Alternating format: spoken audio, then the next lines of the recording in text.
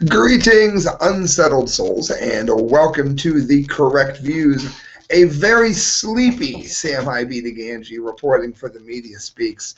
Those of you that know about that's all the Mother's Day edition, man, I'm sleepy. Work till 3 in the morning, go to the nursing home for a couple of hours to see how she's doing, which is good. So those of you that have prayed, thank you. And then do the show, guys. I am hit, so we're going to zip through these. Infowars.com. Obama urges wrong-headed Americans to trust the government more. There's a TV, I forget which series it is, but there's a TV show. It has Twilight Zone or Outer Limits, something like that. And it's called Mars is Heaven. And I don't want to give the plot away. But in it, they keep telling you, relax. Get some sleep. Be calm. Everything is okay. Reminds me of Kaa from the Jungle Book. Trust me. Well, let's see what Kaa Obama has to say here.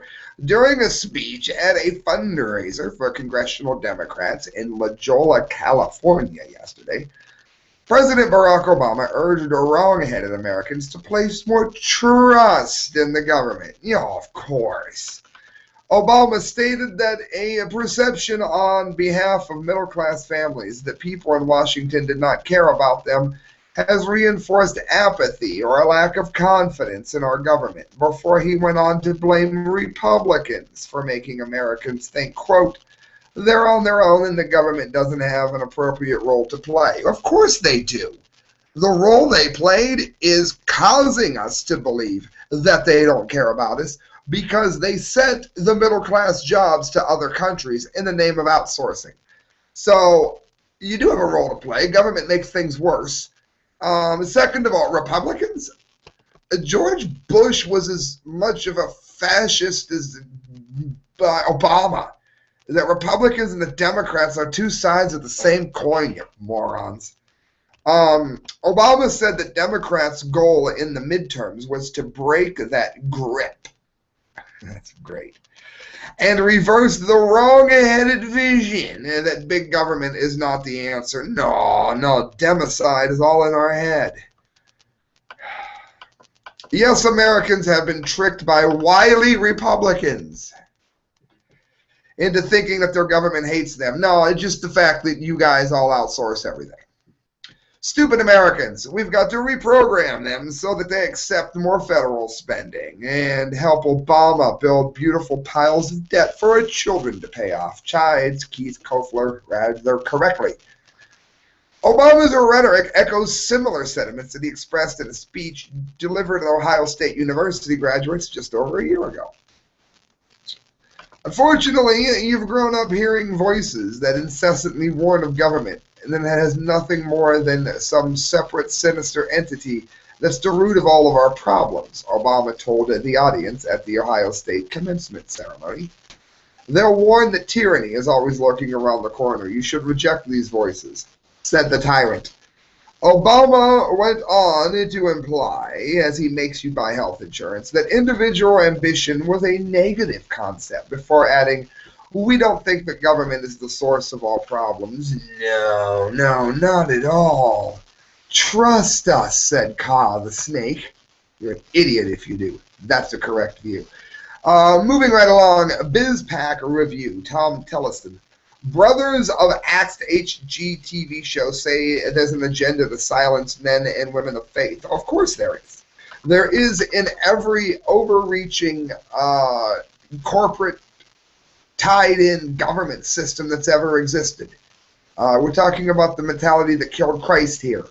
We're talking about the mentality that was the Axis on World War II. The twin brothers, who had their pilot program Flip It Forward canceled by HGTV because of their pro-life and pro-traditional marriage views, responded in an interview Thursday night, saying that there is an agenda to silence men and women of faith. David and Jason Beham's troubles began after a left-wing blog published a report that claimed that David was anti-gay, anti-choice extremist, according to CNN. Shortly thereafter, HGTV decided not to move forward with the show.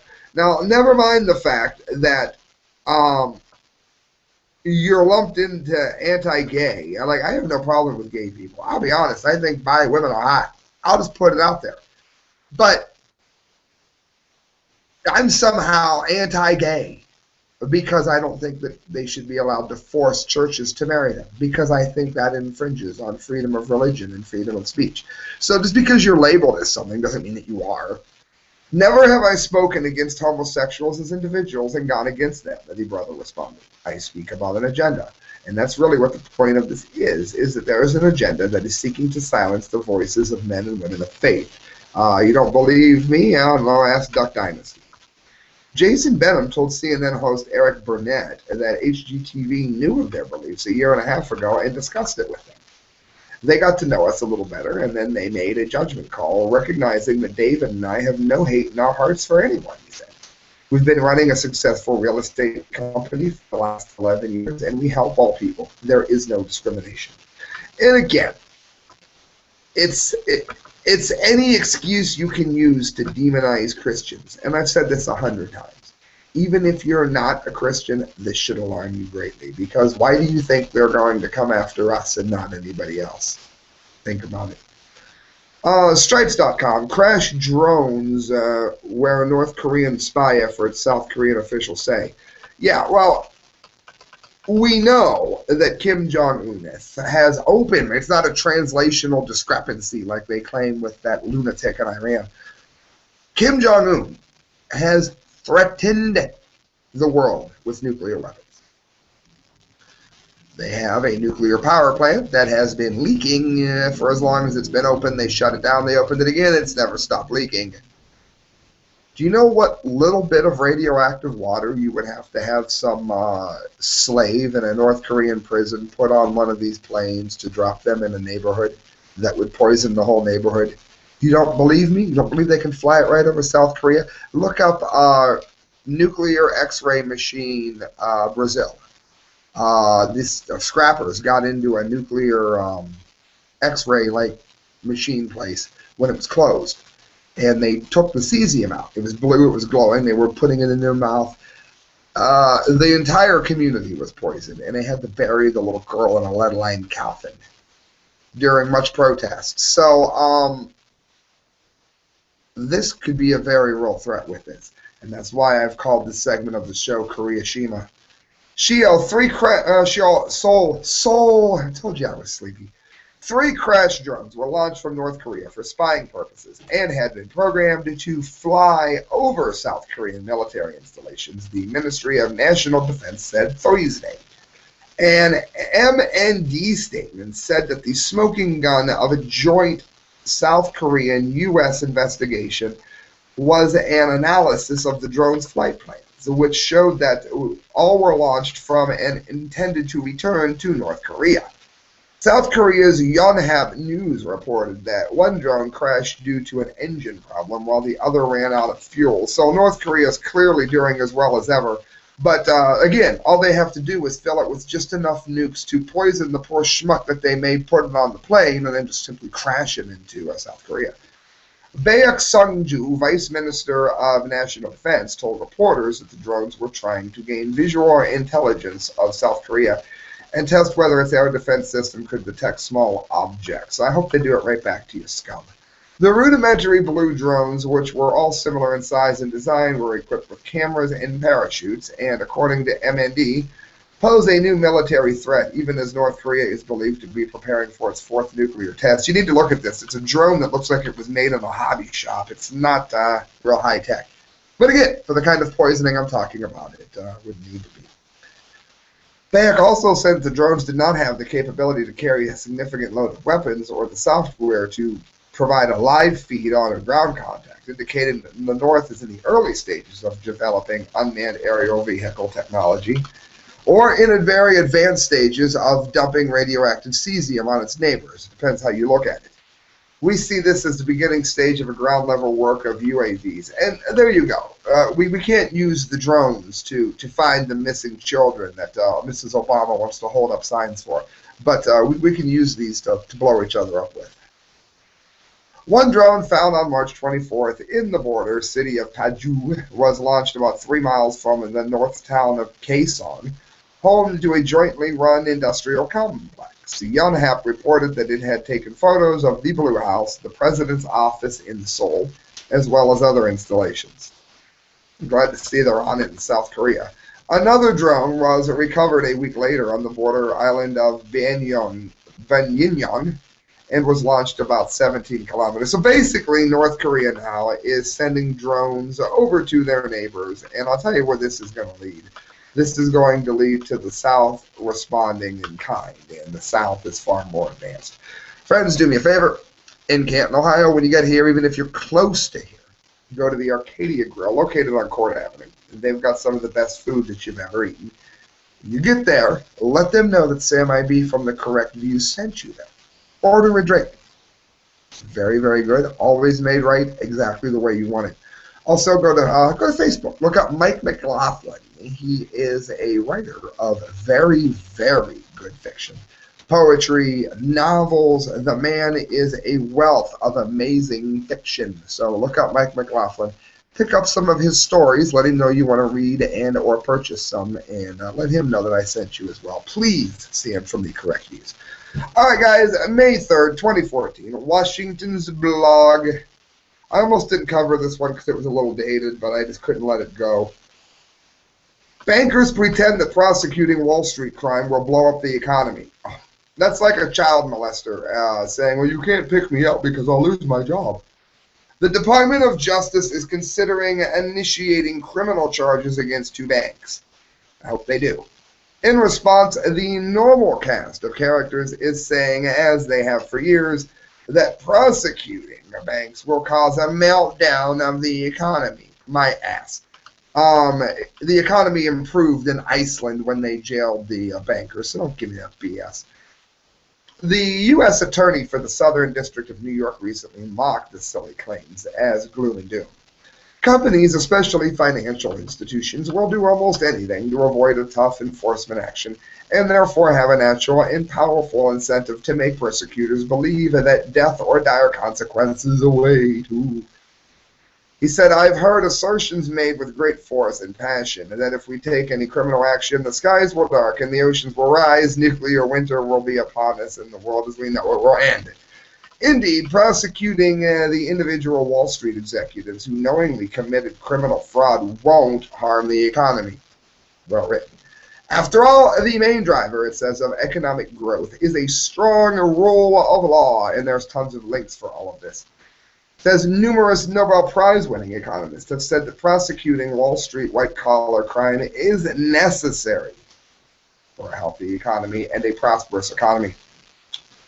William Black.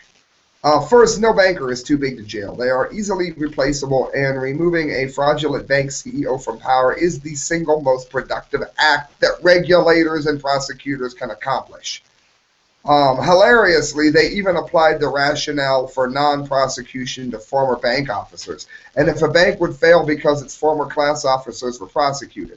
It is a testament to the weakness of the reportage that this claim was not treated as ridicule. Again, if a corrupt company is found to get a corrupt leadership out of it and good leadership in, that will mean better banking. That will mean a better economy.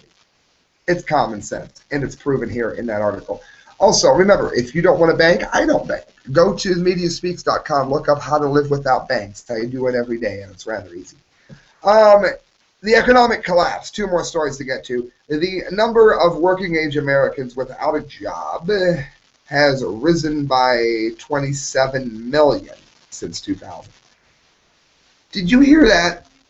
27 million people without a job since 2000. Now, if you don't think that that's a massive problem, then you simply don't know anything about math. That is an astronomical number, and I'm not using the word lightly. We had pikas last week. Did you know that there are nearly 102 million working-age Americans that do not have a job right now? 20% of all families in the United States do not have a single member that is employed. So how in the world can the government claim that the unemployment rate has dropped by 6.3%? Well, it all comes down to how you define who is unemployed, it says.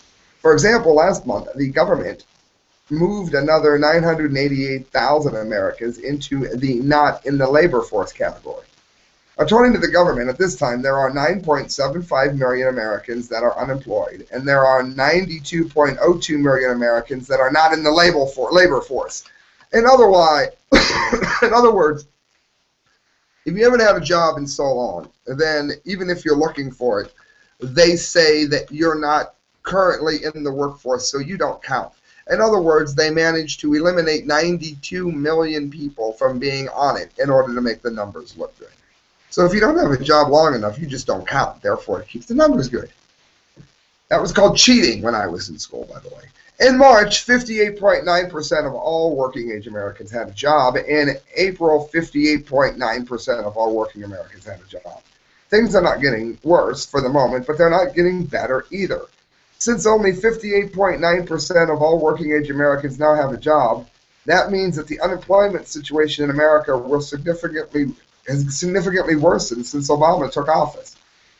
In the Great Depression, it was 60.6%. So we're at those numbers right now.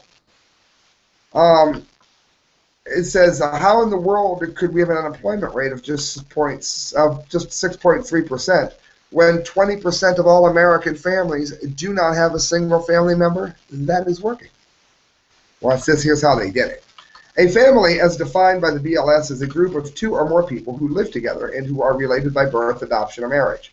In 2013, there were 80,445,000 families in the United States, and in 16,127,000, 20% didn't have a job. 1 in every 5 families are at unemployment levels not seen since the Great Depression, and they're fudging the numbers to keep it away from the average idiot that's just too stupid to see the writing that is on the wall. It's pure math. It can't be fudged. Well, this is your opinion. It's not my opinion. The numbers are right there. Read it. Last thing I want to get to, the dum-de-dum-de-dum-de-dum-de of the day. InfoWars Christina Sarich, a right to farm being stripped from citizens. Michigan can now ban animals in backyards. And I've said this 100 times. The way around this is to massively, in massive numbers, just disobey. Continue to do it.